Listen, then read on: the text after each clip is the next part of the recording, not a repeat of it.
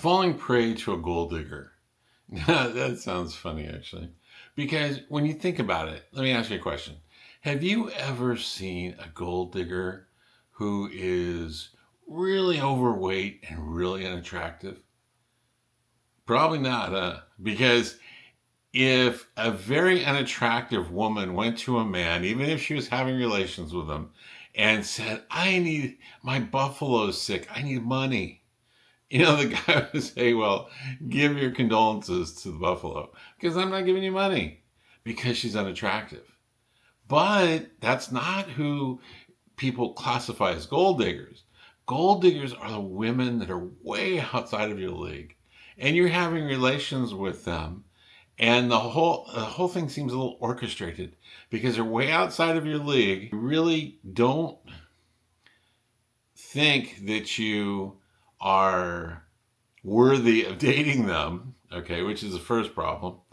And then they realize that and they ask for things, okay?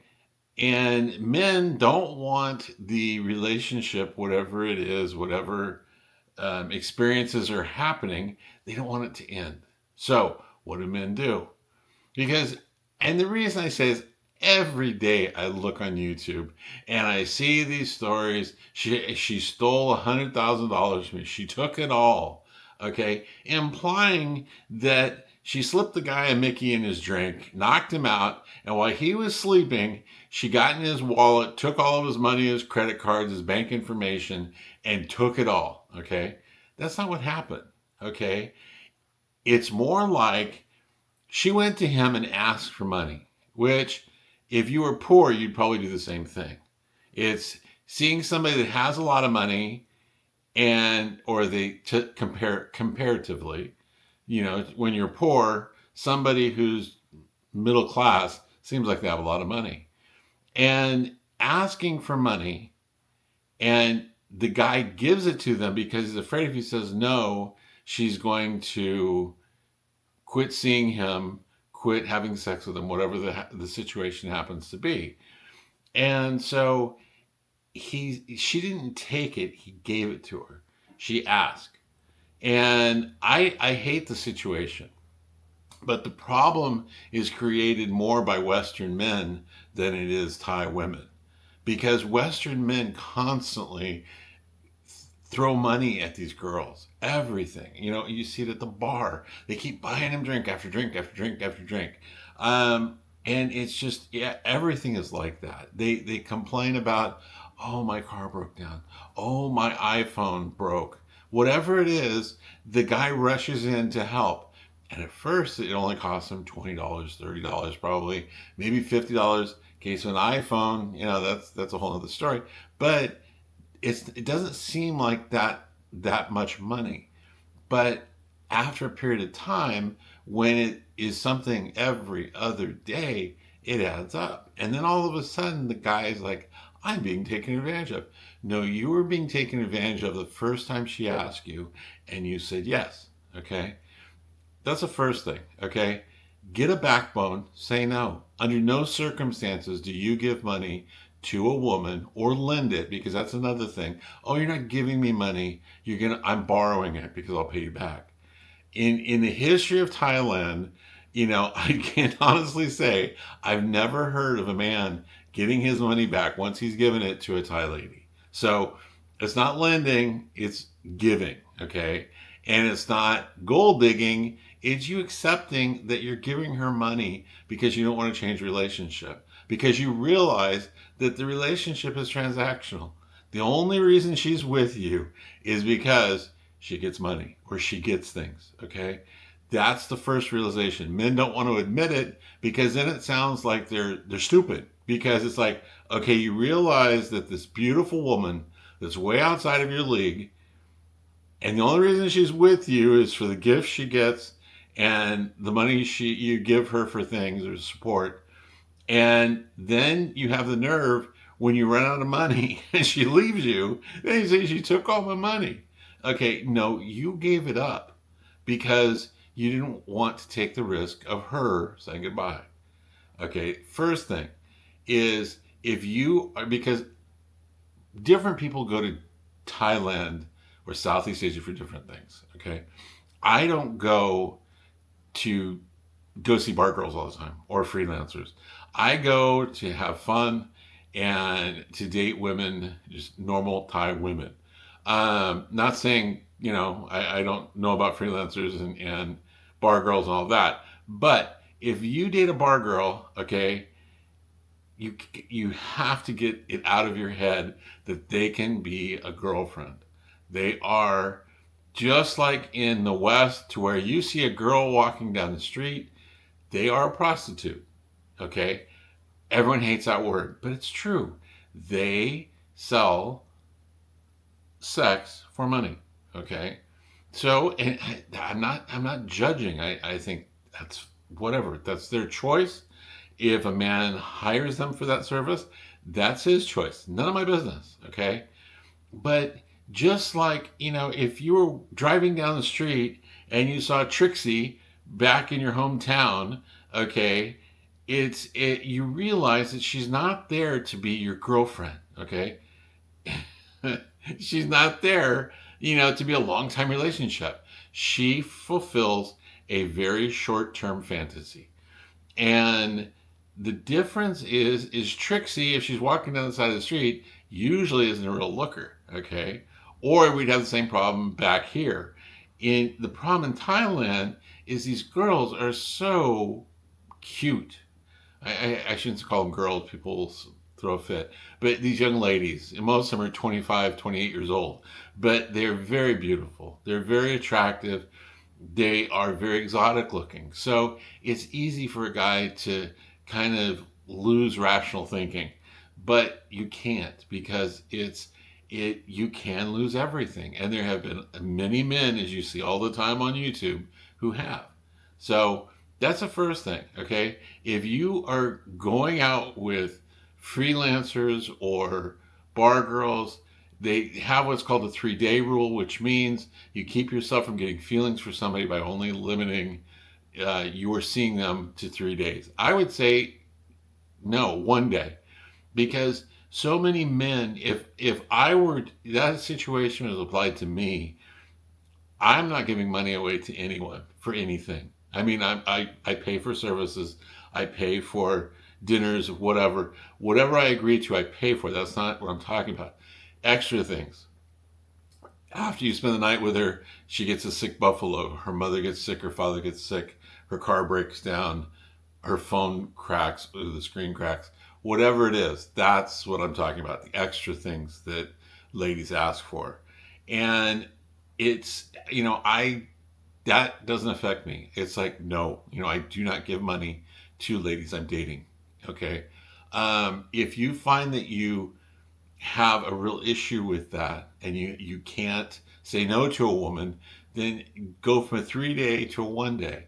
If you go and you have a relationship with a bar lady one night, then next day go to a different bar, different place, and look for, if that's what I'm not telling you what to do, but if that's the case, if you're looking for another woman, then pick another woman. Don't go to the same woman time after time after time. First of all, it cuts down on the ability of the woman to become a gold digger and ask for things, and it makes it to where you don't have to deal with that, because after one time, chances are you're not going to have that strong of feelings that you're going to lose your mind and give them money. So that's the first thing. Second thing is, if you date women, because when I go to Thailand, I look to date women, not bar girls, not freelancers, but women I meet at the mall, banks, real estate offices, whatever. And if you're dating a regular woman, they will do the same thing, because it's very prevalent in Thailand to look for men.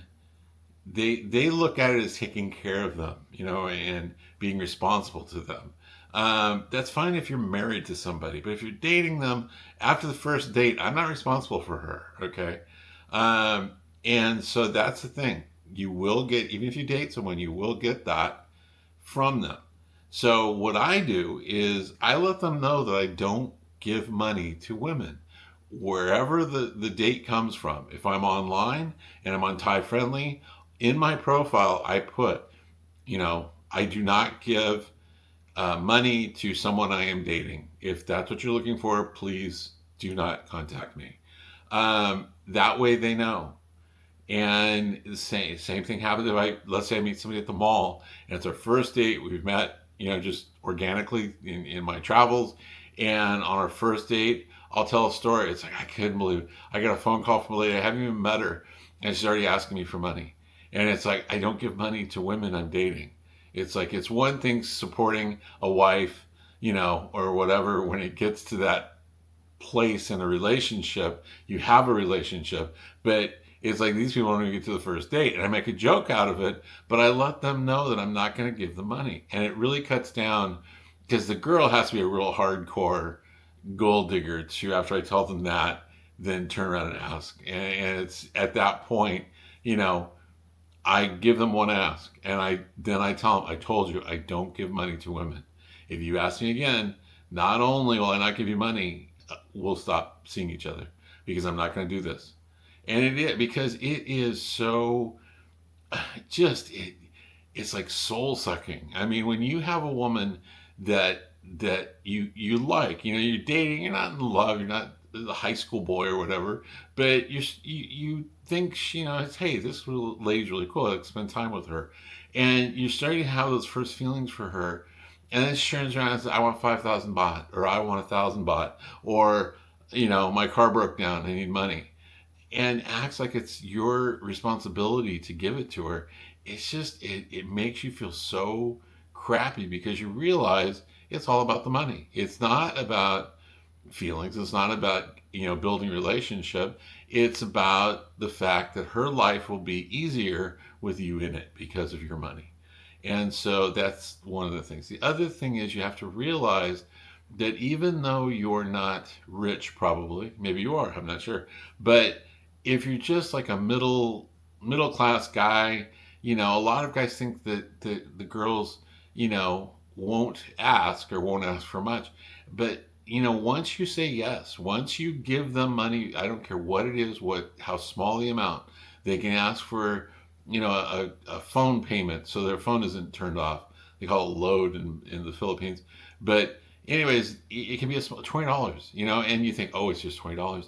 Once you give them money, they realize that you will give them money. You can be talked into giving them money, so they're never going to stop. And every couple of days, there's going to be something. I don't have any food. I don't have anything to eat. And I mean, if you give them $20 to make their phone payment, or put minutes on their phone, how likely are you to turn them down if they say, I don't have anything to eat? It's kind of insidious the way they do it. It's asking for a small amount, and then it slowly grows. And the way they do it, and they're really skilled at it. At least some ladies are.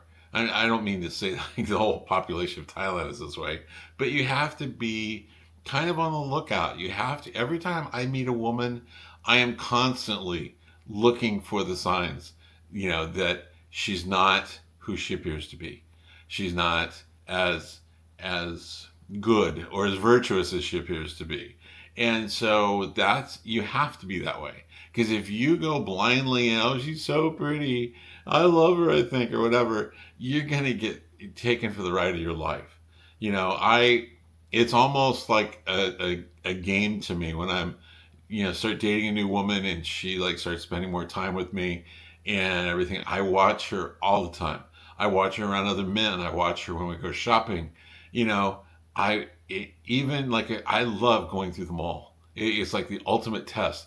Going through the mall, and you go right by all the jewelry stores and the perfume places and the purse places and the shoe places, and you see, you watch her, because a lot of ladies, they would love for you to go in and buy them something. And, if you feel like it, do it. If it's your decision, I'm not saying be a tightwad or a cheap Charlie. If you feel like I've done that, I've been in a place and saw, the girl has really cute feet, and I see a pair of shoes and I know would look cute on her. I'll go and ask, and I'll buy her the shoes, which are probably more for me than her, but or a purse or whatever. And if I want to buy her something, that's my decision. The what you buy should be kind of in proportion to where you're at in your relationship. If you just start dating someone, like let's say under 6 months, a purse, a blouse, pair of shoes, something like that is appropriate.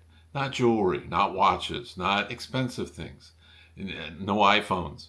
Okay, it always should be appropriate for the amount of time that you've been seeing each other, and that's the thing, because it's once you get in over your head. And I see men all the time, they always want to rush in and save the girl, and they always want to be the big spender because they're on vacation, they're feeling good, they're having sex, they're feeling good because they're out of the country where they live, and it's nice and warm and fun and everything else. And they'll take a woman and show her jewelry. Oh, let's look at jewelry.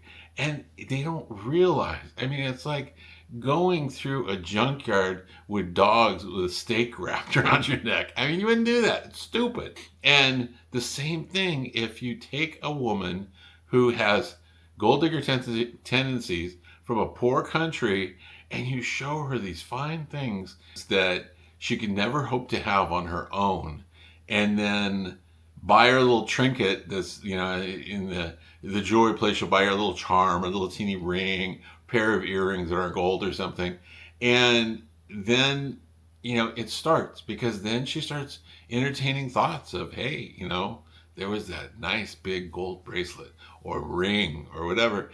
And don't feed that fire, because once that starts, it's going to end up, if you like the girl especially, once you do that, once you start that fire, it's going to end up with you guys breaking up, because sooner or later you're either going to get sick of the constant mooching, or you're going to run out of money. One of the two things. Don't forget to like and subscribe.